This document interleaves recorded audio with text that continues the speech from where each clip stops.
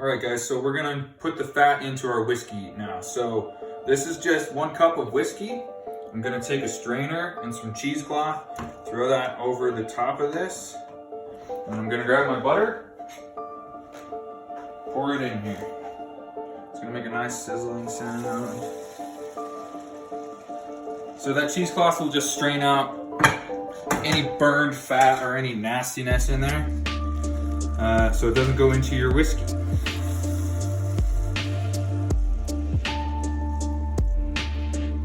That's it.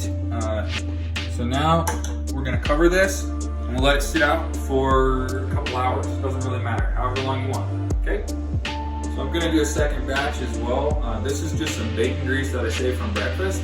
So I'm gonna make some bacon flavored whiskey as well. It'll be great.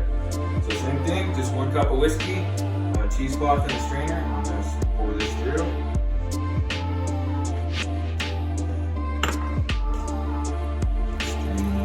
Nasty stuff out with the cheesecloth.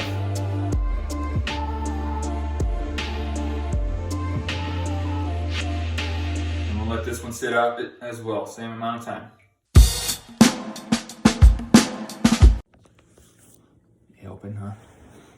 So why would we do this? Why would we throw bacon grease or butter into our cherished spirits that we love so much? Well, the main reason is that you want to get that fat flavor into your spirit, and that's for just certain cocktails, they require that.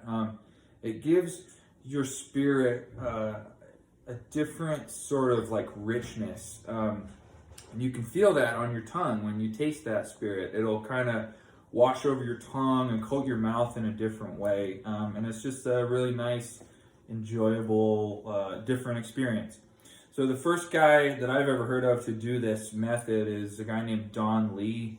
He made a drink called a Benton's Old Fashioned, which is basically just a bacon-infused Old Fashioned, and he uses maple syrup instead of simple syrup in his Old Fashioned, and still just uses Angostura bitters.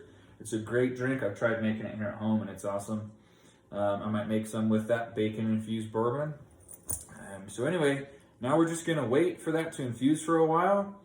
Gonna enjoy a drink, and then I'm gonna throw it in the freezer, and I'm gonna let it sit in the freezer overnight, and that fat will kind of congeal and rise to the top of our spirit, and it'll be real easy to just take a fork and skim it off the top, and I'll show you guys how to do that next. Thanks.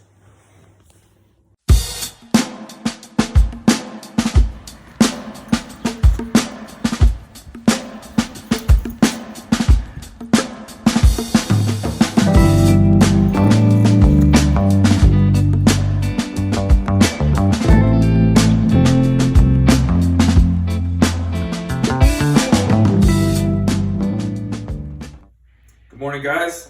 We've let this sit in the freezer overnight, and as you can see, it's got a real nice layer of fat on the top. It's kind of disgusting. Come on, zoom in on this. But it makes it real easy to just get it out of here when it's frozen. So you can just kind of break through it and get these big chunks out real easily if it's frozen. So you got to do it pretty quickly after you pull it out of the freezer. Just a chunk of congealed butter. So kind of check in there and see if there's any other, little particles that might not have frozen to the surface. And then we're gonna strain it again one more time just to make sure that there's nothing nasty in there. And there was. So good thing we strained it. Just gets any little nasty leftovers out of there. So there is our finished brown butter bourbon. I'm gonna bottle this up, and I'll show you how to make a cocktail with it later on today.